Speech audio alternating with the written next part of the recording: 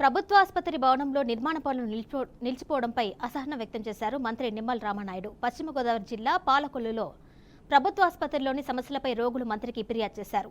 రోగులు ఇచ్చిన ఫిర్యాదు మేరకు వెంటనే స్పందించి ఆసుపత్రిని నీటిపారుదల శాఖ మంత్రి నిమ్మల రామానాయుడు తనిఖీ చేశారు. ఆసుపత్రిలోని అన్ని వార్డుల్లో తిరిగి వైద్య సేవల తీరుపై ఆరా తీశారు.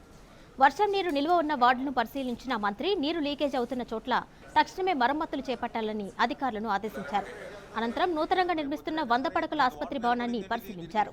ఈ క్రమంలో ఆసుపత్రి భవన దుస్థితిపై, కొత్త ఆసుపత్రి భవన నిర్మాణ నాణ్యత లోపాలపై చర్యలు తీసుకోవాలని జిల్లా కలెక్టర్కు మంత్రి ఫిర్యాదు చేశారు. మరి ఈసారి వెళ్ళాలి కదా, ఒకవేళ వాటర్ వచ్చింది నువ్వు ఇంకా క్లోజ్ చేయలేదు, వచ్చిన వాటర్ వచ్చినట్టు వెళ్ళిపోవాలి కదా బయటికి.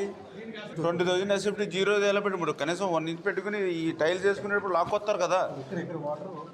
నీకు ఇప్పుడు రేపు వద్దు, ఇప్పుడు ప్రారంభించుకోలేనటువంటి భవనం కూడా ఇంకా లీకేజీలు వస్తూ ఉన్నాయి అని అంటే మరి ఏదైతే ఈ యొక్క వైఎస్ఆర్సీపీ వాళ్ళ ప్రభుత్వ విధ్వంసానికి ఎక్కడో అమరావతి లేకపోతే ఎక్కడో పోలవరము లేకపోతే ఎక్కడో ప్రజావేదికో కాదు, మన పాలకులలో కూడా వాళ్ళ విధ్వంసానికి ప్రత్యక్ష సాక్ష్యాలుగా మరి ఏదైతే ఆ నూతన భవనం ప్రభుత్వ ఆసుపత్రి భవనం కానీ మొన్ననే మేము చూసాం, ఏదైతే బొండాడు వెంకటరాజగుప్త కళాక్షేత్రం కానీ ఇట్లా వాళ్ళ విధ్వంసానికి ఎట్లా ప్రతి ప్రాంతంలోనే ఎట్లా బలైపోయాయి.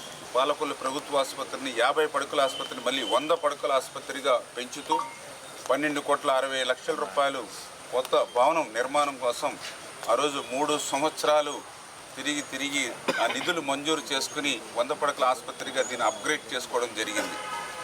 ఆ రోజు చాలా క్లియర్గా టెండర్లో కూడా అగ్రిమెంట్లో కూడా ఏదైతే కొత్త బిల్డింగ్ ఏదైతే ఉందో అది సంవత్సరంలో పూర్తవ్వాలని చెప్పేసి ఆ రోజు మేము అగ్రిమెంట్లో కూడా మరి పెట్టుకోవడం జరిగింది.